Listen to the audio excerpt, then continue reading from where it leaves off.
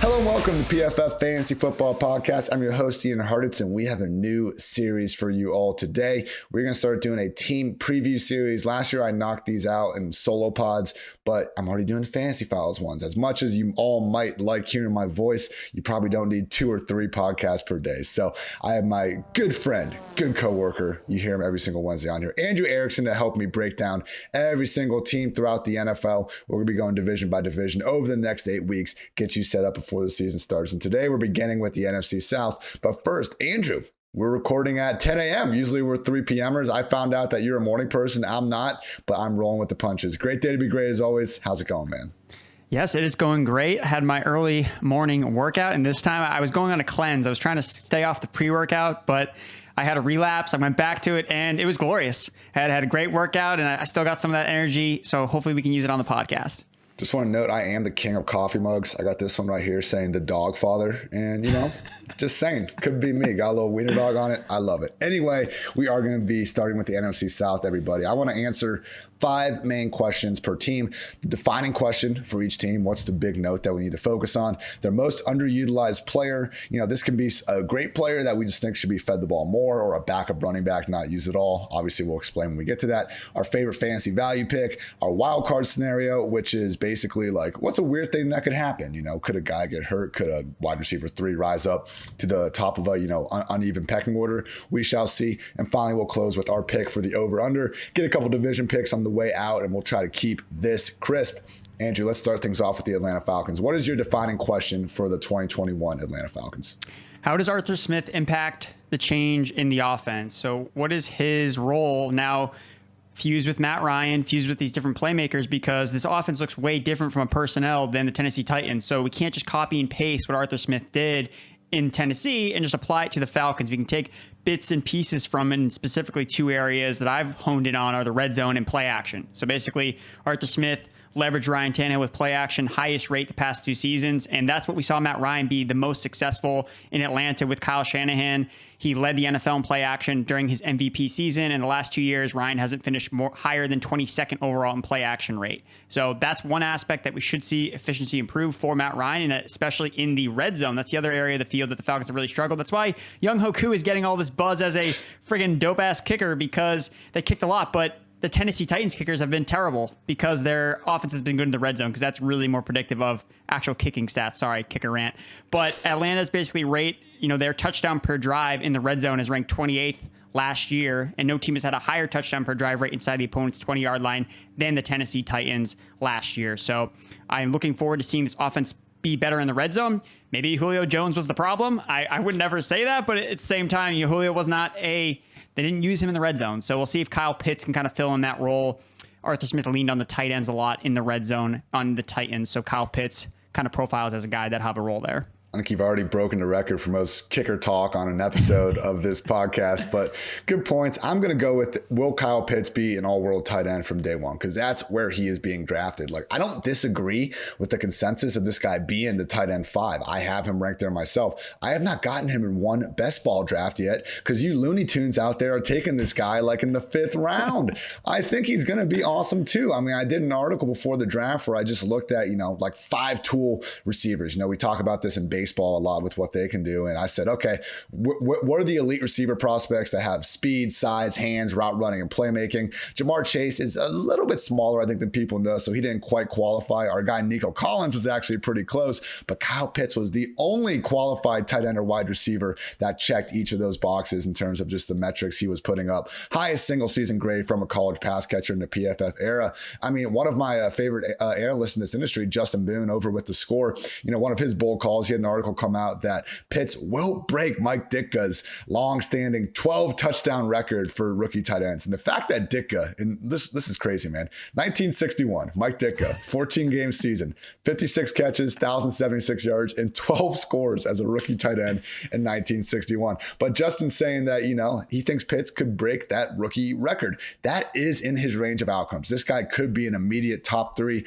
tight end, because he should have tried to help his bank account and called himself a wide wide receiver from day one. If they use him as a one-for-one replacement with Julio, I think the hype will be deserved. Here's to hoping that we don't see week one come along and all of a sudden Hayden Hurst is trotted out there and they're just like, we want to bring Kyle along slowly, don't want to put too much on his plate. Like, that's the worst case scenario there, but I think the talent is in place for Pitts to be worthy of the hype as long as that usage is there, which as long as rational coaching is there, it should be as well.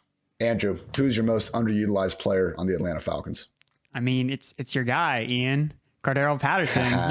your Slack Abby in the PFF Slack account, Cordarrelle Patterson. Again, look, they're hyping him up a little bit. He's getting a little bit of buzz. Again, I don't expect him to actually have fantasy value on his own, but he is a player that we've seen be really versatile as a kick returner, as a wide receiver, as a running back, and I think he's going to have a legitimate role that's going to eat into Mike Davis's reception totals. Like, I think that's actually going to happen.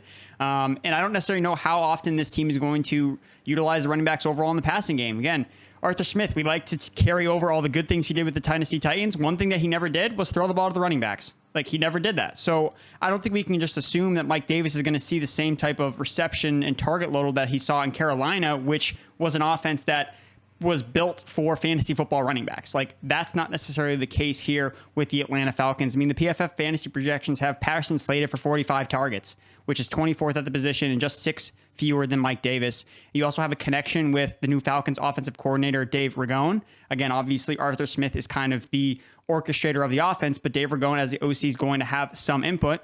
He spent last season as a passing game coordinator with the Chicago Bears, who obviously there's some familiarity with Cordarrelle Patterson in that role. So, I mean, they gave him, it's not a lot of money, but they didn't give Mike Davis a lot of money either. So I think Patterson could have a bigger role than he had last year with the Bears. Throw out this 2020 Mickey Mouse season where we didn't have fans and stuff, and you will see the number one yards per carry leader in NFL history, minimum 100 carries, is none other than Cordarrelle Patterson. Not his fault. Matt Nagy's offense had to throw that off last season. But yeah, I just want to make one thing clear, because this is always a fun debate on Twitter. Cordarrelle is the best kick returner of all time. That does not mean the best returner of punts and kicks. Just kickoffs. Nobody is better than Cordarrelle. And that includes Devin Hester. On their careers, CPAT, 8 career kick return touchdowns. Hester has 5. CPAT, 29.8 yards per kick return. Hester, 24.9. And Hester has freaking 56 more career kick returns. And Hester already has these better numbers. Hopefully we get another one of those glorious sky cam returns where, it's just showing him the whole way, looking great down the field.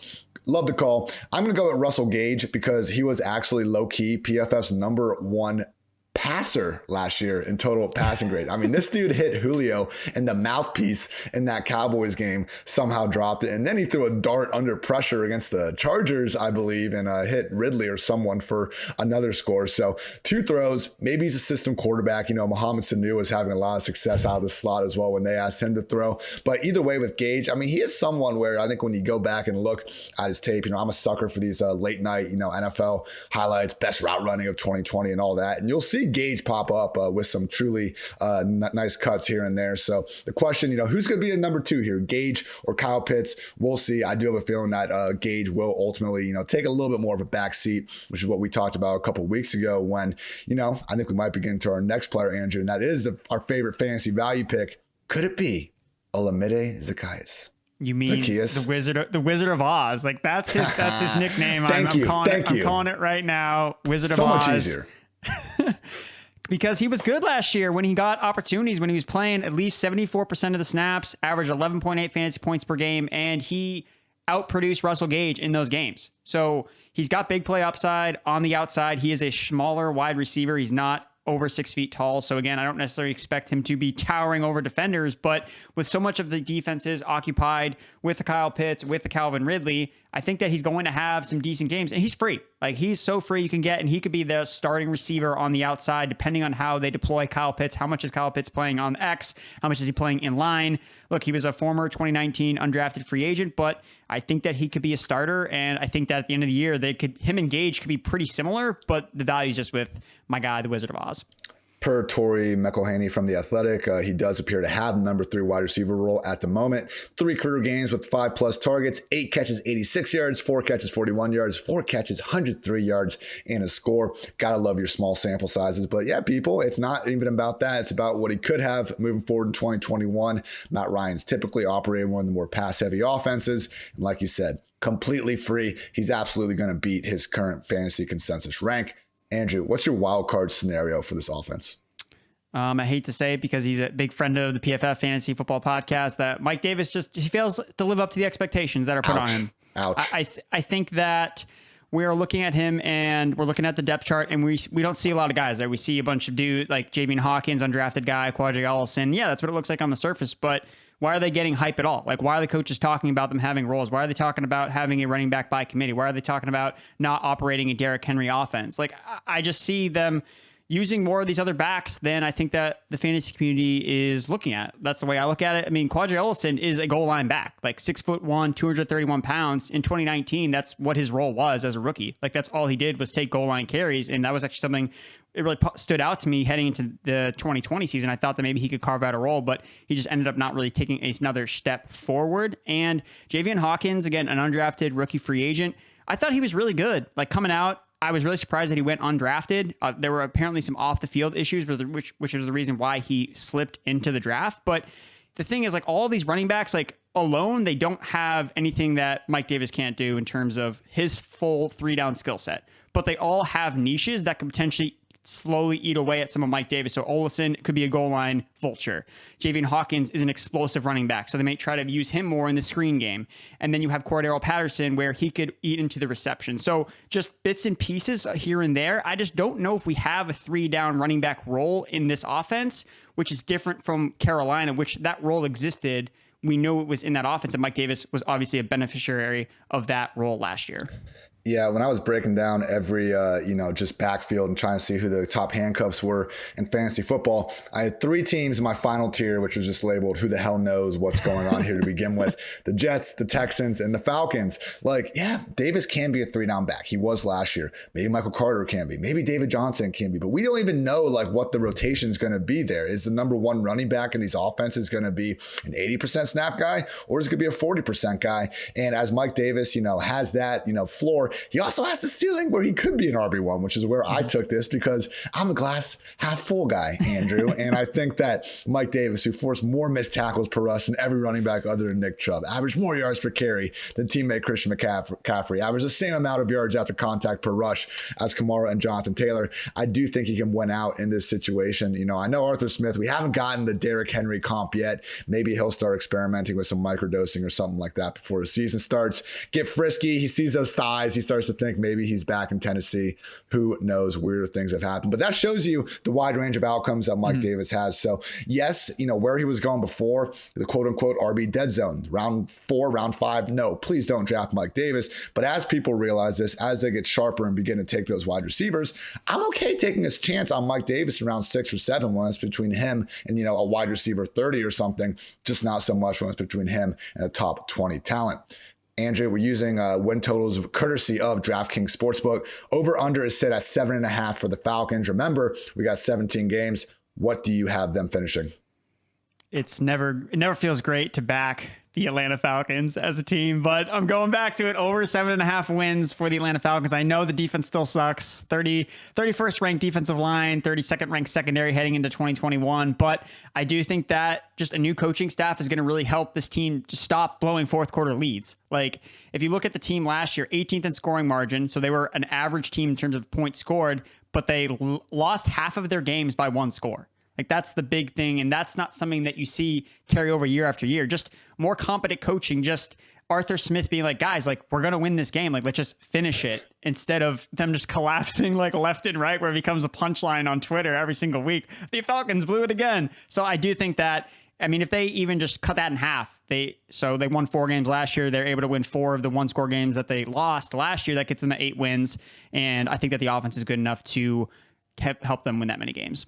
I'm going to go under. I do think it's a pretty good line. I could just see Matt Ryan becoming an awfully average quarterback without Julio Jones. And I know we live in a world where people actually think that Baker Mayfield could be better off without his number 1 wide receiver. But I have an article on this topic coming out this weekend, and really around the league, because we have so many young quarterbacks or just situations where there's not like a defined number 1 receiver that has missed much time. There's only really 5 situations that I found that kind of are applicable to this idea of like, how is a quarterback without without their wide receiver one. Baker and Beckham, Drew Lock and Courtland Sutton, even that one's iffy. Patrick Mahomes and Tyreek Hill, Aaron Rodgers and Devontae Adams, that one's even a little rough because, they were together for a couple of years before Devontae was even the one. But then Matt Ryan and Julio Jones. And this is the only one that actually kind of works in terms of having a large sample size. We have 142 games of Matt Ryan with Julio, 27 games without. PFF passing grade with Julio, 94.5 without, 74.6. Yards per attempt drops by 0.8. Big time throw rate down 1.5%. Turnover worthy play up 0.6%. Ryan was the only quarterback studied to be significantly worse in every category without his wide receiver one, which makes sense. It's Julio freaking Jones, of course. But I just think that, if you take away Matt Ryan being an above average quarterback potentially, I don't know how the Falcons are going to be an above average team. So given the under, I would say in general, though, I would be staying away, I think, from this line as it stands. And we got pretty even juice on both sides. So do with that what you may. Andrew, we're moving on to the Carolina Panthers now. What's your defining question for their season? And why is it if Sam Darnold will suck or not? Can Sam Darnold lift this offense to glory is the way that I define the question. Nice. And I'll just, we've talked about Sam Darnold a lot on this from his quarterback rating under a clean pocket. But the one thing I want to just kind of emphasize here is the Carolina offensive line is not good. They are PFF's 31st ranked offensive line heading into 2021. And that's been Darnold's problem. Like, he's been under pressure his entire life since he's been in the NFL. Faced the highest pressure rate, 42% over the past 2 seasons, and that's when he's been at his worst. So, again, that's the big issue here. He's not going to be able to overcome pressure. He's never been able to do it. Most quarterbacks can't. So it's not necessarily on him that he can't improve. I think that he can, at best, maybe he could be an average quarterback with better playmakers. I think that's the key point. He does have better playmakers than he's ever had with the Jets, but the offensive line is still a big issue in terms of pass protection. So I think that is an issue for Darnold. Yeah, and the thing with Darnold, like, he gets pressured a lot, and people tend to kind of use that as like, oh, hey, it's not his fault. He's been pressured. Sam Darnold last year was top 10 in the longest time to throw. And if you look at the guys that are populating the top 10, Jalen Hurts, Lamar Jackson, Russell Wilson, Taysom, Josh Allen, Deshaun Watson, Baker, Mahomes, Wentz, Cam. Like, Sam Darnold, you're not that guy, pal. Like, quit holding on to the damn ball so long. That's half the problem. And PFF has done studies on this showing that pressure tends to be more indicative of the quarterback than the offensive line. So that's not going to help him. He has the weapons around him. I'm sure he can, put up some level of yards, but yeah, I just do not see the touchdowns coming. And as I'm, basically contractually obliged to at this point, I need to point out that Tannehill was so much better with the Dolphins than Sam Darnold was with the Jets. Darnold 49th among 70 QBs in PFF passing grade, 46 in big time throw rate, 44th in turnover worthy play rate. When Tannehill was with the Dolphins, he was 25th, 30th, and 41st in those metrics. Not amazing, but as a converted freaking college wide receiver, it makes more sense that Tannehill came out like that versus Darnold, who has just been awful since coming to the league. But that's the question, because if Darnold is right and we're wrong, we're going to have a pretty good offense on our hands. As always, we will adjust as more information comes to the table. Andrew, who's your most underutilized player on the Carolina Panthers? We'll just look at the position. We'll go to the tight end position. Again, last year, they had Ian Thomas running routes. He ranked top 10 in routes run, but he did absolutely nothing with them. His yards per route run was basically one of the worst that I've ever seen. And they added Dan Arnold in the offseason. So the one area that Darnold has had a lot of success is targeting the tight end position. 4th in adjusted completion percentage, 7th in passer rating, 13th in PFF passing grade when throwing to the tight ends. And Dan Arnold Dan Arnold last year was number 1 at tight end in yards per catch. ADOT passer rating generated was 3rd and 6th in yards after the catch per reception. So we have a big play tight end that can make plays down the field through the seam at 6'6". He's versatile. I think that he might actually have a larger role in this offense. Matt Rule's talked about getting tight ends more involved because they need someone to fill in the underneath targets for Curtis Samuel. I don't think we're just going to see DJ Moore, Robbie Anderson, Terrace Marshall, just like, okay, they're the new slot guy. I don't think that's going to be the case. I think they're going to use the tight ends a little bit more, and we'll see those receivers move into the slot, in and out, kind of rotate, because I think they all can play in the slot at some points. So I think we're going to see more from the tight ends. And Dan Arnold, again, it was kind of an Ian Thomas stand for about a week, and then I was like, no, I'm going Dan Arnold. So it also works better. You got Darnold, Dan Arnold. I can see the tweets coming out week 1 when Sam Darnold plays the Jets. already making my head hurt. I know Dan Arnold pissed a lot of people off in that Saints like wild card game a few years ago. All you DFS showdowners that, you know, saw him drop that touchdown early on ruined the potential for a big day. But with the Cardinals last year, man, like he was pretty good. I think Pro Football Reference literally just labels him as a wide receiver. And I don't disagree with that. I mean, he's a tight end by a positional designation, but I think he certainly plays more like a wideout. I'm going to go with someone that, you know, isn't exactly not utilized, but it's not enough. It's DJ Moore. You know, yeah, he's fresh off 118 targets, but based on what he's been able to do in his career, it sure looks like we're looking at one of the, you know, better up and coming wide receivers. You know, I know Steve Smith, you know, really gave DJ props when he got drafted. And then a couple years later, it's just like, I don't know if he can be that number one. At the end of the day, DJ just turned 24 in April, man, and he's coming off back-to-back 1,100-yard seasons with a group of quarterbacks that is already starting to rival, you know, the Allen Robinson and Andre Johnsons of the world. So DJ, I just don't exactly see him getting this, you know, 140, 150 target workload that I think his talents warrant. So in a best case scenario, we see him get the majority slot role. We see him use more as a yak monster that he showed off during his first few years in the league. But Andrew, I'm with you. I've seen a lot of people like just almost put DJ in the slot and like use that as a reason why they're high on him. I mean, I think Terrace Marshall is probably the favorite to start out of the slot. That's where he was utilized plenty at LSU. And if anything, I think it's going to be more of a, you know, just movement like the Chiefs do where everyone's playing around. Robbie Anderson was their guy they like to go to in the shorter and intermediate parts of the field last year. I understand that we're all still kind of confused by that because we thought it was going to be DJ, but it's almost like we're making the same mistake for 2 straight off seasons. DJ Moore, someone that I think is one of the prime examples of a great real life player that we got to be a little lower on fantasy than we want to based on the little thing called projected volume. Andrew, who's your favorite fantasy value pick on the Panthers? So when you're bringing up DJ Moore, so again, I still think I'm still in on DJ Moore. Again, this is different than your take on DJ Moore, which again, we can have differing opinions. But for me, I still think I still think there's some value with DJ Moore. Just looking at his target share from last year versus 2019, it stayed the same. So the biggest thing was his overall targets went down because the team threw the ball less. Like they dropped from 3rd in passing attempts to 22nd in passing attempts. So if we see an uptick in overall passing attempts from the offense, which I think that we probably should, some regression to the mean, Joe Brady in his 2nd year calling plays, I think that we might see them throw a little bit more. That could help Moore get more targets in the offense. And I think the biggest thing is because Moore's target share of 24% didn't change year over year, I think that means he's probably the safest guy to retain it. Whereas Robbie Anderson, I think is much more volatile because McCaffrey's coming back. So yeah. I think it's a huge thing that people need to take into consideration with Robbie Anderson, because if we look at his targets last year, half of his targets were from the 0 to 9 range downfield. Christian McCaffrey in 2019, that's where he led the NFL in targets from that range. So Robbie Anderson's 27% target share, 5th in the NFL last season, it was friggin' nuts. But I don't think we can just copy and paste that from last year. I still think Moore is going to lead this team in target share. Again,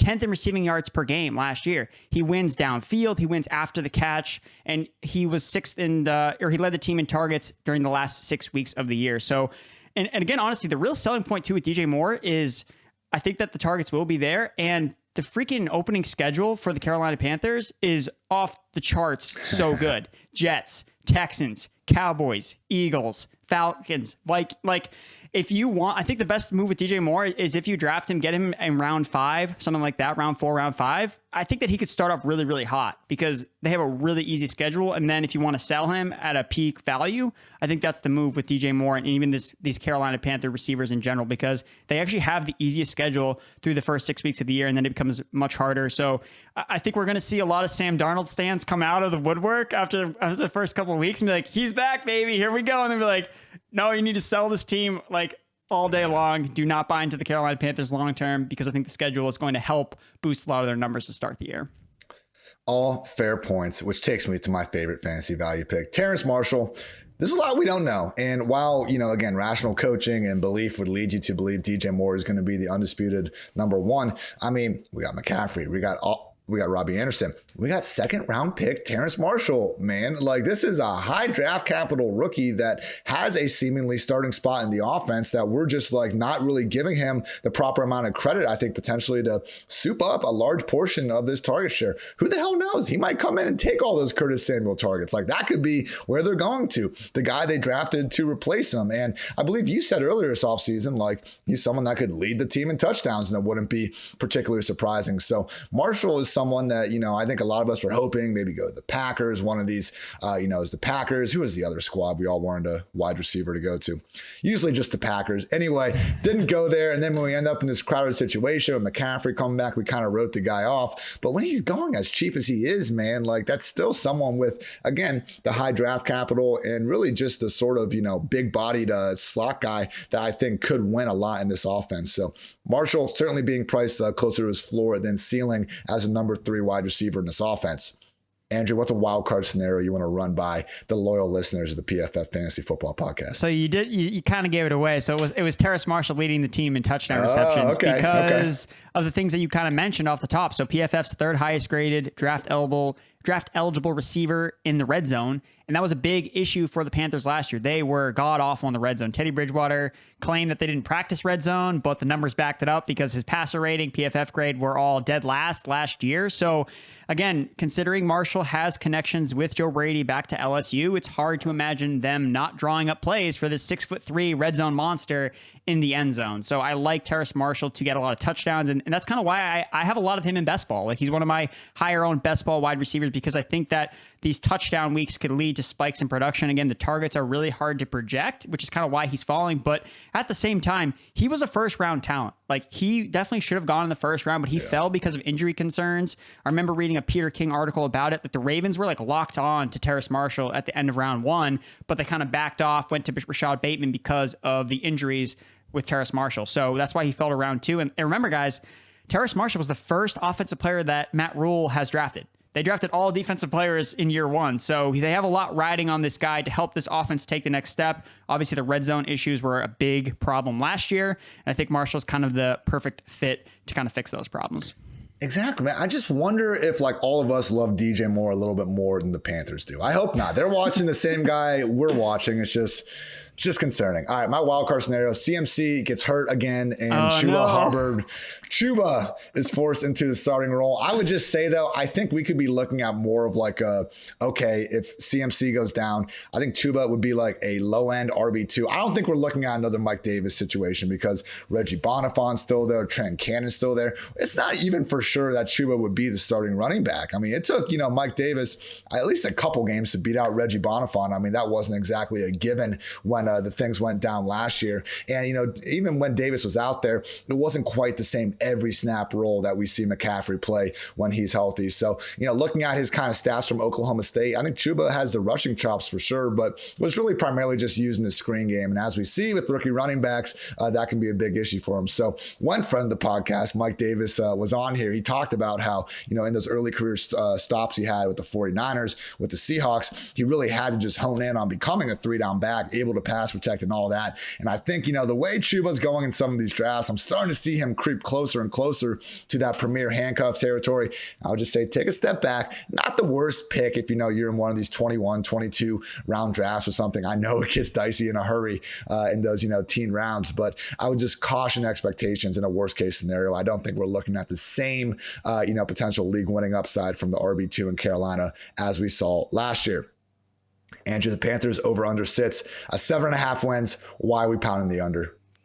2 words, Sam Darnold. Yeah. It's really that simple. Again, if you can get better odds, if the Panthers start out hot, like I mentioned with the early season schedule being really easy, if they start 4-1 and you can get longer odds to take the under on their season win total, wait to do that, because I think that's kind of how we're going to see this play out, because ultimately I think that Sam Darnold is just at best a mediocre quarterback, and that's at best because we haven't even seen him be that at the NFL level yet. So yeah, Sam Darnold quarterback, I'm definitely pounding the under. And I'm just kind of confused, like how Joe Brady's already getting crowned as like the next just incredible play caller. He seems good, man, but this was a 24th ranked scoring offense last year, 17th ranked offense in yards per play. I'm aware they enabled 4 different guys to get over 1,000 yards. I mean, football's about scoring points, man. They weren't able to do it. And when Teddy's going over to Denver talking about how they never practiced 2-minute or red zone stuff, like, I don't know, that's a little bit concerning. I'm not saying Brady's bad. I mean, I think there is plenty of promise for him in the future, but at the same time, when you drop him with I don't know if he's a guy that's going to elevate awful quarterbacks to being even like mediocre. He didn't exactly do it with Teddy last year, who I think we saw play better arguably with the Saints when he was under center with them. So I'm with you, taking the under on the Panthers. Certainly feel more confident about this one than the Falcons. Moving right along, we're at the New Orleans Saints now.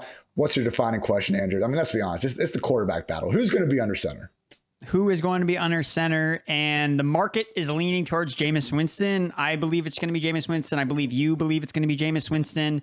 And I think that's the best case scenario for fantasy football. Again, Taysom Hill on his own is the better quarterback that you'd want to have because he would get all the rushing juice. He would get all the fantasy points. They wouldn't be using Winston in any type of, wildcat role or anything like that. And you could see Taysom Hill. I mean, he would be a top 12 quarterback, no doubt, if he's the starting quarterback. If Sean Payton comes out and says that, like, he's going into the top 12. He was over 23 fantasy points per game in his starts last year because of his rushing upside that he offered. But if we want these weapons in the Saints offense to actually do something, we need Jameis Winston in at quarterback.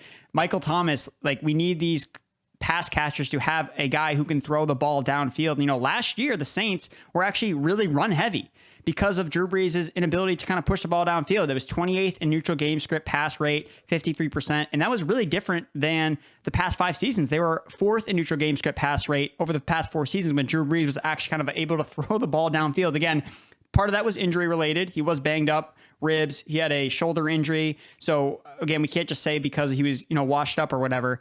But I do think that Winston definitely, with his arm talent, I think that he's a really enticing late round quarterback option off the board. I mean, you can get him basically for free as QB 25. And again, just 1 season removed from QB3 overall fantasy finish. So we can see this guy putting up QB1 numbers. It's just a matter of reeling in the interceptions. And after a year off, humbled the guy a little bit, I think. He got his vision fixed. He can see his receivers now. So I like a lot with Jameis Winston. It's just a matter of if it's him and then they use Taysom Hill on like this wildcat role, like that is going to cause some issues. So I've seen some people on Twitter be like, oh, why are we all so confident Jameis is going to be the starter?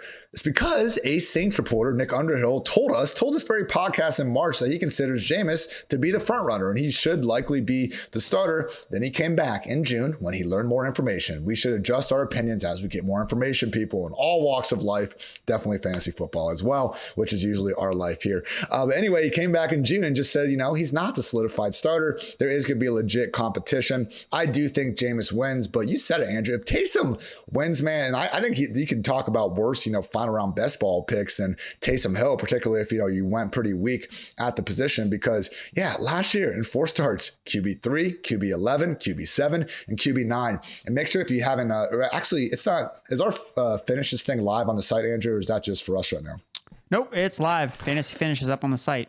It is fantastic, people. We have a new page underneath our fantasy tools, fantasy finishes. As someone that, is looking up this stuff all damn day, nothing is more annoying than having to go through week by week and just seeing, where the guys finished. It takes 10 minutes to be able to, sort out everyone's QB1 finishes. We now have this grid where I'm looking at Taysom Hill right now. It's got the week on the vertical axis, on the horizontal. It's got his QB1 finishes. So you can see that with everyone. Dak Prescott last year was 18-1, 4-1, and 29. Like, that's fantastic. That would have taken me 3 minutes to figure out in the past. PFF is saving you time, so make sure you check that out if you're feeling like it. But yeah, Taysom's under center. It's going to be great for him. Jameis under center, great for everyone else. That's basically the moral of the story with this competition. Andrew, I think I got this one for you. Most underutilized player. Why is it Deonte Harris? So I'm actually saving Deonte Harris as my wild card because I know you gave that in the examples that you sent over when you sent the show sheet. So I'm going to look at another player because, again, I am a Deonte Harris truther, Worcester, Massachusetts proudest player. That's why. It all makes sense now. Okay. So my player I want to highlight here is another Saints receiver that, again, he could see a bigger role as well, like Deonte Harris. So it's Marquez Callaway. And something that really stood out to him that I noticed was his percentile and how he did against separation last year. So he actually ranked in the 95th percentile in separation while playing 75% of his snaps on the outside. So what we get caught into is a trap sometimes with these separation rates where it's just slot receivers. It's like, okay, we get that. It's really easy to get more separation working from the slot. That's why you have, Randall Cobb, like number one. It's like, okay, but that's not really telling us the whole story. Yeah. Callaway was playing on the outside and was getting separation. Like, that's a really good thing to call out about him. He came from Tennessee. He was a rookie last year. And again, we've talked about Josh Palmer on the podcast, also a guy from Tennessee. Again, quarterback play was terrible, which is why Marquez Callaway has basically no draft capital attached to his name. But he did have one game last year when injuries happened. He saw 10 targets. Trequan Smith never had 10 targets in a game last year because he's not that good. Like, I'm just going to say it straight up. Trequan Smith just hasn't been that good with the opportunities he's received. So Callaway wasn't used as a deep threat last year because of the way that the offense operated. Last year at Tennessee, 18.5 average depth of target. He's a guy that can win downfield, and I think that fits really well with Jameis Winston. So if it's not Deonte Harris, who we'll get into a little bit later, I would probably bet on Marquez Callaway. Again, Trequan Smith, I'll just mention this off the top. So since 2019, Trequan Smith ranks 122nd in yards per route run, second to last in target rate per route run among 145 qualifying wide receivers. I think we've seen him get the opportunities. Like, this isn't anything new with Trequan Smith. And he just has yet to do anything with them. So I'm ready to look at some of these other players on the Saints that haven't seen opportunities, that have done a little bit more with the limited action that they've seen. We'll talk more about Harris in a second, but it's a good point of separation stuff. I saw Underdog Fantasies, Hayden Winks doing some good notes on this, where what we need is like a separation over expected metric. I think that's where it would be good, because right now, just pure separation, we see these like random ass tight ends leading the metric because they just get these dump downs when the defense wants them to get dump downs. I think one of the examples Hayden used was like this Vance McDonald play where it was like 3rd and 20, all defenders were playing like the first down. Ben dumped it down to, Vance McDonald, and there was 10 yards between him and the closest defender. And you got like 8, but it was, 10 yards short. That's going in the book as this great stat. I mean, I remember Jimmy Graham infamously led next gen stats in separation in 2019. Like, when you see Jimmy Graham leading your damn stat in anything these days, there's something wrong with it. So the idea of separation, we all get it. Our ability to properly measure right now, I still think leads something to be desired. All right. Favorite fantasy value pick. I'm going to go on my spiel here first. I think it's Latavius Murray. He seems to be falling more and more to the bottom of the handcuff pool. Tony Pollard has been consistently going like 3-4 rounds ahead of this guy. And I think if either Zeke or Kamara get hurt, Pollard, Latavius, they're going to be RB1s. Pollard, probably a little higher ceiling, but Latavius would be there as well. Only 2 times we've seen Kamara hurt. Murray turned in top 3 performances back-to-back weeks in that 2019 season. And he is actually one of, if not the only handcuff, with all due respect to Kareem Hunt, who probably shouldn't even be called a handcuff. He's just a standalone value in his own right. Latavius gets like 10, 12 rush attempts per game a lot of times. You can actually still get some flex value out of him. And last year when Taysom was under center, each of Taysom, Latavius, and Kamara had between 39 and 50 carries. So there's a reason why Kamara's never had over 200 carries in a year, mostly because of Latavius Murray. So he has that sky high upside, not bad floor as well. And I think that he's going a little bit slept on. You can get him like late in dynasty drafts too, which I get it. He's aging and old, but man, at least for the next couple of years, maybe 2 more years, I still think you have someone with a pretty nice best case scenario on his plate. I do think that makes a lot of sense. I don't understand a lot of the Tony Pollard. I get the allure of Tony Pollard and the idea behind it, but look, the reality is Ezekiel Elliott has missed 1 game in his career. That because of an injury, like 1 game. And Kamara has missed way more games than that. So if you're betting on a guy to get hurt, it's probably going to be Kamara and not Ezekiel Elliott. So totally get you there with Latavius Murray being a value. For my value pick, it goes back to 2020's number 1 ranked wide receiver, Michael Thomas, because it seems like everyone's just like, well, whatever, throw that out the bag. Like, doesn't matter anymore. He lost Drew Brees, which apparently is a huge downgrade now that he's going to have a guy who threw for 5,000 yards. I just don't understand why Michael Thomas is falling so much. Again, last year when he was healthy, at the healthiest we saw in weeks 11 through 14, with a combination of Jameis Winston and Taysom Hill, Michael Thomas, 33% target share, 90.5 PFF receiving grade, an average 2.86 yards per route run, which was better than his career average, which was 2.45. So again, the touchdowns weren't there, but that's no reason why we can't necessarily just be like, oh, well, Michael Thomas, round 3 guy. Like, he should really be up there with all the other guys. Like, really nothing has changed that much. I get the quarterback is different, but there's an argument to be made where Winston can actually elevate Michael Thomas because, okay, maybe he doesn't see as many targets, but now he's seeing more targets downfield. Thomas has the number one ranked catch rate on throws 15 plus yards downfield, nearly 6 percentage points higher than the next closest guy, who is Tyreek Hill. He has one drop on his 156 targets of 15 plus yards downfield. So Michael Thomas, people don't talk about him as a deep threat because he's got this slant boy slander crap all over him, but he's going to shock people this year when he takes balls to the house after he wins on fades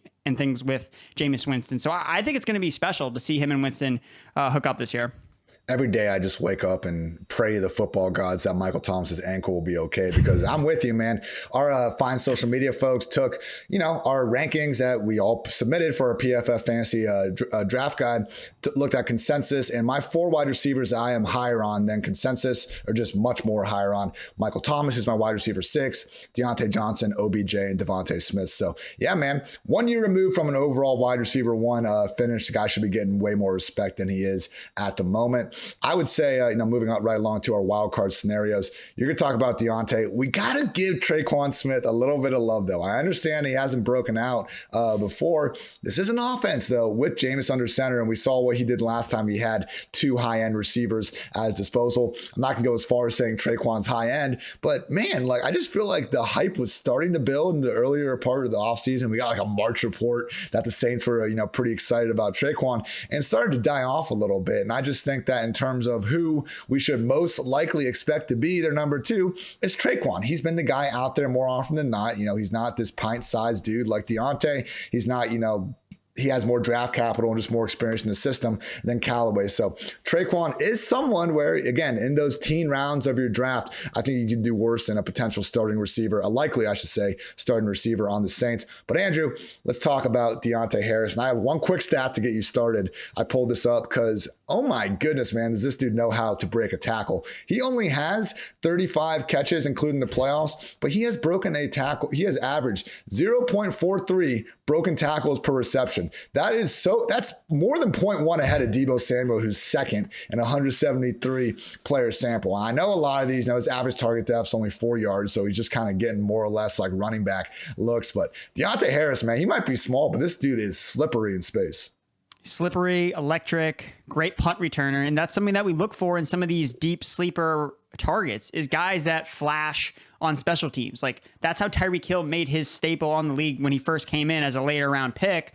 Again, he fell in the draft for off the field issues, but again, he flashed as a punt returner, kick returner, and that's what Deonte Harris has done. And Harris has made the most of his opportunities. 26th in yards per route run since 2019, 18th in target rate per route run. So when he's on the field, they're actually featuring him as part of the offense. So again, the guy runs a 4.35. The guy he's the fastest guy on the Saints.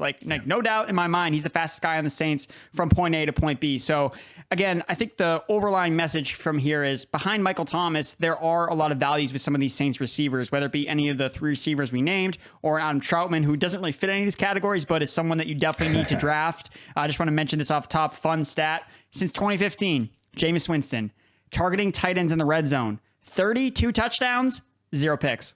Ooh. 0 interceptions for Jameis Winston targeting the tight end in the red zone. Adam Troutman, baby, step up. You found a Jameis stat with 0 interceptions, man. There should be once you finish off the query in PFF Ultimate, balloons start showing or something like that. Fantastic. Yeah, good call on Adam Troutman. We talk about him plenty on here, but yes, we are both team tight end 1, Adam Troutman. Takes us to our over-under, though, Andrew. 9 wins for the Saints, over-under in 2021. I'm going to go with the over 9 wins. I am confident that Sean Payton can right the ship with whoever is at quarterback, whether it's Winston, whether it's Taysom Hill, because it's what he's done the past couple of years. He's been playing with backup quarterbacks all the time, and yet they've won at least 11 games in the past 4 straight seasons in a 16-game year. Their over win total is at 9 right now. So again, the Saints were 12-4 last year, despite all the injuries that Breeze played through, despite losing their best wide receiver and losing multiple receivers. Emmanuel Sanders missed time, Trequan Smith missed time. They had a ton of injuries last year. So I think that the Saints still find a way to get over 9 wins.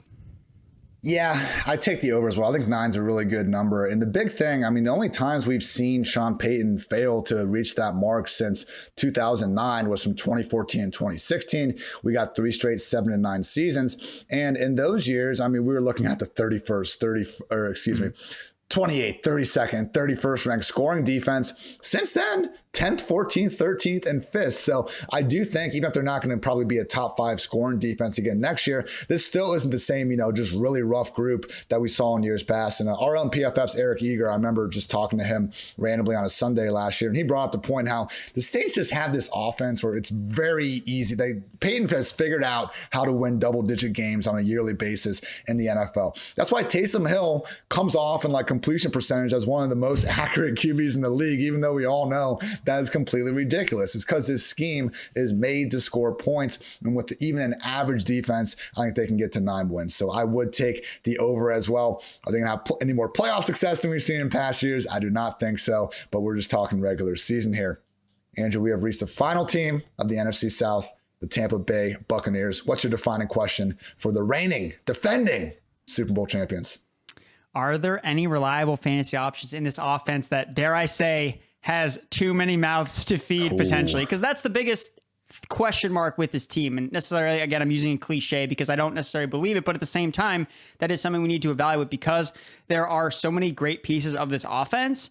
I think that the approach to it, again, the PFF projections have Tom Brady literally leading the league in pass attempts. And considering Tampa's the only team along with the Falcons to throw 600 plus times in back-to-back the past 2 seasons, the volume is going to be there. So I don't think you should buy into there's too many mouths to feed in this offense because this offense has the most passing volume to give because Tom Brady doesn't run. Tom Brady's going to pass the ball. It's going to happen, and he's going to be efficient with his pass unless he just totally falls off a cliff, which, again, there's really no point in betting on that happen because once it happens, it's just going to happen. There's really no projector for us to kind of identify if Tom Brady's going to hit the cliff because he's the most outlier player of basically ever.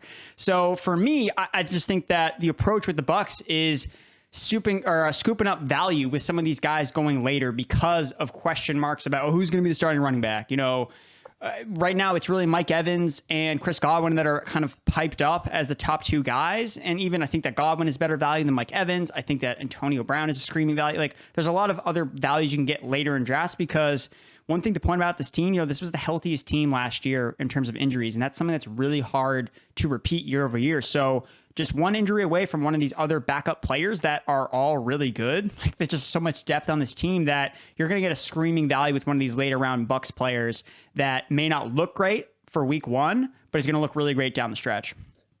Yeah, I just can't get over how Brady was able to limit the mistakes as well as he did last year. I mean, the really cool stat we had before the season was how only 3 quarterbacks had at least 40 turnover-worthy plays from 2010 to 2020. And they were Carson Palmer, Jameis Winston, Andrew Luck, all in their first seasons under Bruce Arians. What does Tom Brady do? He leads the NFL in lowest turnover-worthy play rate. And he didn't, because I've tweeted out the stat before, and some people say and they're just asking questions. I get it. We should question these sort of stats. But they said, Brady came in and was running his, offense. He checks the ball down more. No, this dude had a top 2 average target depth. He had his highest average target depth of his career. Since 2003.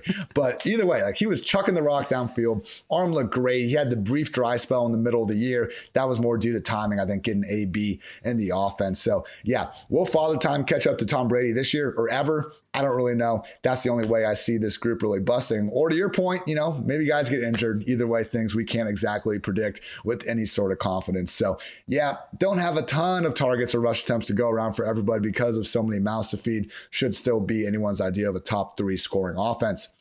Andrew, most underutilized player. Why is it Scotty Miller?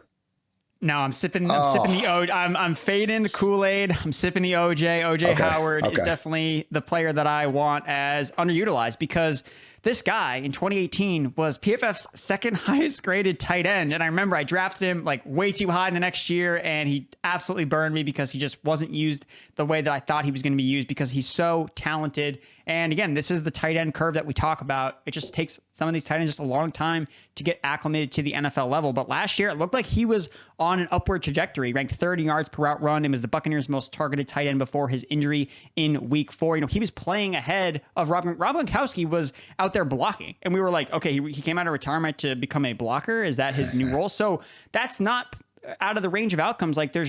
It's possible that Gronkowski goes back to that role with Howard now healthy. And the way that the ADPs are set up, it's no, Gronkowski's the guy. OJ Howard is totally forgotten about as an 18th round pick. And look, Gronkowski played 16 games last year for only the second time in his entire NFL career. This guy has like 4 back surgeries on his resume. So I'm a little bit skeptical that he's going to be able to play another full 17-game season when you have this young athletic tight end coming off the bench who just had 4 games. Again, the injury, it's an Achilles injury.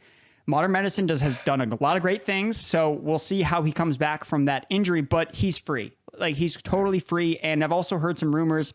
Our guy, PFF Brad, our salary cap expert, has written about Cameron Brate being a potential cut candidate as well. So more opportunities for the tight end position. OJ Howard, I think that it makes a lot of sense for him. I think that he could have a bigger, of guys going outside the top 12 tight ends, of who I would bet on to finish top 12, would probably be OJ Howard.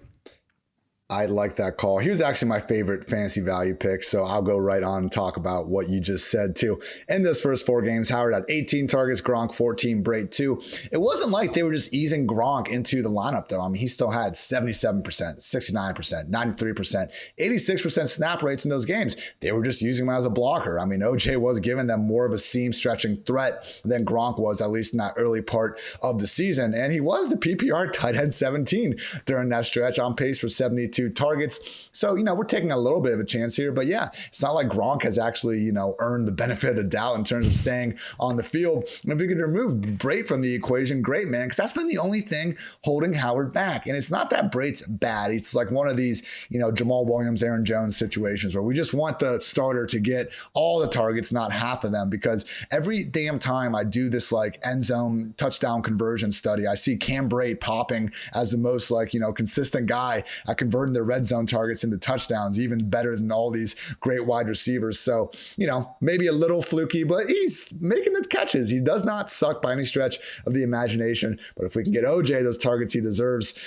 certainly be something that I think fantasy managers would love, particularly at cost. I do want to briefly talk about Scotty Miller, one of just 11 players at his position to average at least 25 air yards per reception last year. He continues to be one of my favorite picks in the last round of fantasy drafts because he might be the premier handcuff wide receiver this year. If any of AB, Evans, Godwin go down and we can get Scotty over 50% snap rate, look out. He already had 5 more than solid games last year where he was clearing, 70 yards or scoring a touchdown. It just takes 1 or 2 plays with him. And as long as that Brady arm strength doesn't fall off a freaking, roof, which we didn't see any reason to expect that. Last I saw him on social media, he threw a ball to the freaking moon. So as long as he can keep doing that, Scotty Miller, even if he doesn't get quite as much usage as we like, should still be popping. That's one of the more fun in-game, not in-game, but if you're a prop betting man or woman, go on, bet Scotty Miller's like just over on the receiving yards, only need 1 catch to get there, or he doesn't get targeted and you just hate yourself afterwards. Andrew, talk to me about your favorite fantasy value pick on the Tampa Bay Buccaneers. It's Antonio Brown because, and this is something we've talked about on the podcast a lot, because we have these target distributions where when Brown joined the team last year, it was flat across the board. It was not Godwin or Evans or Brown like leading the teams in targets. It was pretty much flat across the board. And after joining the Bucks in week 9, Antonio Brown led the team in target rate per route run, PFF receiving grade, and fantasy points per snap. So Brown, credit to him. He was, I don't know what he was doing, but clearly he was still working out and practicing because he came into the offense and it took him a couple of weeks to get acclimated. But once he was acclimated to the offense, he was balling out. So I think that Antonio Brown, like in a lot of the situations, I had a question in the PFF Discord about, these 3 receiver trios. And basically a lot of situations we're seeing like the top 2 guys kind of like near each other, and then just 1/3 guy near like 30 plus picks or 4 or 5 rounds later. And it's like, if you're can't decide who to pick, like just take the later guy, because even if you're wrong, it doesn't hurt you in the long run. Like that, Antonio Brown may not be the leading receiver on the Bucks, but he doesn't have to be where you're getting him. Whereas if you draft Evans, you draft Godwin up in rounds 4 and 5, like those guys need to deliver high target shares to be fantasy producers. Whereas Antonio Brown's like, all right, didn't work out. All right, move on. But if Godwin or Evans busts for your team, like that's going to hurt you in the long run. So I think that's just a good strategy to keep in mind. Another example is the Jacksonville Jaguars. Like I'm not particularly like favorable of Marvin Jones, but I also understand that him and Chark could be basically equal across the board, and Marvin Jones goes like 40 picks after DJ Chark. So I think that's a good strategy for just kind of churning out value in drafts. I mean, AB's last 4 seasons on the field. 2017 leads the NFL in receiving yards. 2018 leads the NFL in receiving touchdowns. 2019, 4 catches, 56 yards, and a touchdown on 24 snaps before he misses the rest of the year. And last year, wide receiver 23 in PPR points per game, yet he's going almost 20 spots underneath that in these drafts. I understood the hesitation in March and April. Is he going to be back? Is the knee okay? Is he going to get in any more off the field trouble? Every single news we've gotten about AB for the better part of a year has been nothing but good news. So if you want to, just not draft, people that you don't exactly like their off the field choices, then fine, do that. But just realize in terms of just looking at what we're expecting him to produce on the field compared to where he's going, AB continues to be a fantastic value in fantasy drafts of all shapes and sizes. Andrew, I have a good wild card scenario here. I think Giovanni Bernard could get cut and we see them just go back to Leonard Fournette, Rojo, 2 RB City. Keyshawn Vaughn stays on special teams. Like, okay, it's a 1-year, $1.2 million contract, $850K guaranteed. Not nothing, but it wouldn't be the craziest release I think we've ever seen in the world. Maybe he's not cut. Maybe he's just, a healthy scratch. Like LaShawn McCoy was supposed to be their pass down guy last year. I think Gio at this point in his career probably more reliable than Shady, but we saw him relegated out of the offense, and I think Shady does have better hands than Rojo and Fournette. Maybe Arians is just so, just overcome by how good Lombardi Lenny was in that playoff stretch and what Rojo could do on the ground that he sticks with the 2 RB system. I don't know. I would say, though, when you're, 0 RB drafting and stuff, whenever I've had articles in the 49ers and Tampa Bay backfields, and the social team asks everyone, who do you want from this group? And everyone says, nobody, it's too crowded. That's why they're as cheap as they are, which makes them okay because you're drafting them at their floor compared to their ceiling. So Fournette, Rojo, I would take Rojo over Fournette, but we're dinging Fournette on the idea that Gio's going to take a lot of his target share. I'm not so sure that's a guarantee. What is your wild card scenario? What if Giovanni Bernard does take on that target share? There we go. We've had a couple of these. I like it. Same thing with the Mike Ronald Davis Jones one. takes over early down backs, and Leonard Fournette just basically falls out of favor in the entire offense. Because, look, Rojo, PFF's 5th highest graded running back for the first 14 weeks of the year. He was a monster, and it was until he basically got injured and got COVID after week 14 that Leonard Fournette even really got to play. And there's no debate who was the better rusher, because Fournette, 3.8 yards per carry, 45th. Jones was averaging 5.1 yards per carry behind the same freaking offensive line. So I'm not going to say yards per carry is super predictive, but when it's the same guys playing in the same offense, it does help you kind of identify, okay, well, Ronald Jones is probably the better early down back. And I think the biggest thing with Giovanni Bernard, because I think that's really the biggest question, because if he gets cut, it's like, okay, we can then look at Keyshawn Vaughn now as a potential, maybe he's someone that can have a larger role, because I liked him a lot early on, but it seems like the team just does not like him whatsoever. So it's really hard to get behind him. But Bernard, one of the things I point out about him, 3rd highest graded pass blocking running back last year. Fournette finished 41st out of 42 qualifying running backs. Look, if you get Tom Brady hit, your butt is hitting the bench. Like, that's the big problem that I could see with Leonard Fournette. And I think Brady's going to play a role in this. I mean, seems like he has a role in personnel moves. If Brady wants Giovanni Bernard on the field on 3rd downs, and that's going to be his James White, then we could see Bernard actually have a sneaky role in this offense. But like you said, the contract does not say that he's going to have a role whatsoever, but it's worth taking shots on some of these Buccaneers running backs, because Bernard, you can get super, super late. If he does have a James White role, he's going to really pay off his ADP. And again, last year as well, we saw Bernard, at least when he had a 40% snap share, average 14.5 fantasy points per game, 17.6 opportunities per game without Joe Mixon. So Bernard, as a 3rd down back, he also has some sneaky 3 down back ability with a team is featured. If they're just like over Jones and Fournette, like, Bernard could turn into that. Like, Bernard has a huge range of outcomes where he could be an RB1 on the Bucks, or he could literally be on the street. So, but it's not reason to necessarily ignore him entirely. I'm just waiting for the August Bruce Arians quotes, how, he's going to guarantee dozens of touches for Rojo, Fournette. We'll get 10 targets for Gio. Keyshawn gets some snaps too. We shall see. But now you're 100% right about Rojo just being better, even including playoffs. I mean, Rojo, yards per carry, yards after contact per carry, missed tackles forced, PFF rushing grade. Rojo is the better ball carrier. Fournette is the better receiver by default, because I'm not sure if you could name a receiving running back worse than Ronald Jones at this point. But yes, Giovanni Bernard, certainly wide range of outcomes. Andrew, over under is 12 wins. What do you got? I'm just gonna go under because 12 wins is so high. That's the only thing with how high it is. Again, like it looks like the perfect picture, and this reminds me so much of that Eagles team where it seemed like they had so much depth, and then they just got hit by injuries, and it just all fell apart. So there's just a lot of scenarios where things can unravel in one way or another. I know I mentioned that the Bucks were the healthiest team last year. You know, we saw what happened when offensive line got banged up last year, and Brady crumbled when they didn't have a good offensive line. So I think that's one of the things that I have an issue. Again, I first saw this line at 11.5 and I took the over there, but with it at 12, I was like, I think the smart move is under, but at the same time, it is Tom Brady and he could literally try to be like, no, we're going 17-0. Like, I don't care. Yeah, this is another one I'm not betting. I would not advise anyone to bet. You know, since we're putting a guess out there, I would say over because I do think they should be the overwhelming favorite to win this division. But if I was going to bet on anything, it'd be the division bet itself, which we will get to in just a second. Andrew, before we wrap up this podcast, I want to quickly get your picks for the highest scoring fantasy player at each position. So just rattle those off: quarterback, running back, wide receiver, and tight end. So we're going to go with Calvin Ridley as the highest scoring wide receiver. We'll go with McCaffrey as the highest scoring running back. We're going to go with Tom Brady as the highest scoring quarterback. And at tight end, I guess by default, I have to pick Kyle Pitts. 4 for 4. I hear you. We'll just add in that Taysom actually could make some noise in that quarterback conversation if he wins the job. You know, if Adam Troutman beats Kyle Pitts, we'll be pretty happy. I don't exactly see it happening, but, maybe if you can run the season 100 times, it happens once or twice. And, with me having Ridley, wide receiver 5, Michael Thomas, wide receiver 6. Look, they're both proven stud receivers that are the undisputed number 1 wideout in their offense. We could see them clear 150 targets easily. And, depending on how Matt Ryan and Taysom or Jameis are performing, we could see them even soar to number 1 spot in the entire league. Wouldn't be wild.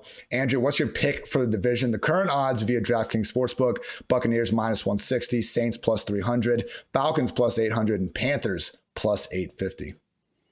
It's funny because as great as the Buccaneers were last year, they won the Super Bowl. They didn't win the division. And I think that's just going to piss off Tom Brady to a point where he's like, I still haven't won an NFC division title. I need to win that, put that up with all my AFC division titles. So I'm going to just take the chalk with the Bucks. I kind of like that -160 odds. I mean, that's not too bad. I kind of thought this would have started with a 2. So I'd be more down to pound Tampa Bay -160 than they're over at 12. I'm also sticking with the chalk. Just give me the Bucks. They return every single Super Bowl starter. Like, I can't get around that. And like, other than just saying they can't be as healthy as last year or Brady can't be this good forever, it's just a lot of things that we don't have control of. And like, it's, we're going to be wrong on some of these picks. Believe it or not, people, we are not going to nail every single one of the things we've gone over today. I'm just trying to stick to things we can at least see, analyze, quantify as much as possible. People, I hope you enjoyed the show. And if you did, I just want to note that finally, fantasy football season is here, and we're now offering 40% off any PFF subscription to all first-time subscribers with promo code SAVE40. Get access to PFF's fantasy football draft guide, complete with our player rankings and projections, college football preview magazine, and the first edition of the 2022 NFL draft guide. All of PFF's locked article content. Again, that's promo code SAVE40 for 40% off any PFF subscription. Get access to all of PFF's fantasy tools for just $5.99. Once you find those tools, once you get your strategy, please head on over to Underdog Fantasy. Underdog's got everything, including season-long and playoff best ball. Best ball is a season-long game where you draft a team like you normally do. But that's it. There's no in-season roster management. Underdog automatically selects your best performers each week, saving you loads of time. Go to Underdog Fantasy and deposit $10 using promo code PFF and get a free PFF Edge annual subscription as promo code PFF. Draft now at Underdog Fantasy. You got another Underdog stream tonight, Andrew? Yes. Will you be joining, Ian? No, I'm actually going to be at Fleetwood Love, a Fleetwood Mac cover band that my cousin's lovely wife, Erica Prim, is Stevie Nicks for. So I'm looking forward to that. And I'm also moving to Cincinnati. So I got a lot of random stuff going on here. My room is empty. Disappointing. You got your Josh Gordon jersey up as always, but yes. I'm in an empty room. I got PFF Lily snoozing at my feet. So she's kind of, she doesn't have her usual couch situation. It's tough times at the Hartitz household, but we are persevering. What do you got in the docket the rest of the week? Just more team previews, releasing some updates on some rankings. PPR rankings are going to be coming out on Friday. By the time you guys are listening, those will be up on the website because things have been shifting around. The fade running backs movement is strong over on the best ball street. So you got to adjust the ranks accordingly. And yeah, more team previews coming out. So again, we talked about these teams up here. If you want more in-depth analysis on some of these NFC South teams, it's up on the website, team previews. You can find it on pff.com. Keep grinding, my man. You can all find Andrew on Twitter at Andrew Erickson _. I'm at Ian Hartitz. As always, thank you all for tuning in to PFF Fantasy Football Podcast. New episodes every single day. And as I said, we'll get these team preview series going out every Friday up until the season. He's Andrew. I'm Ian. Until next time, take care, everybody.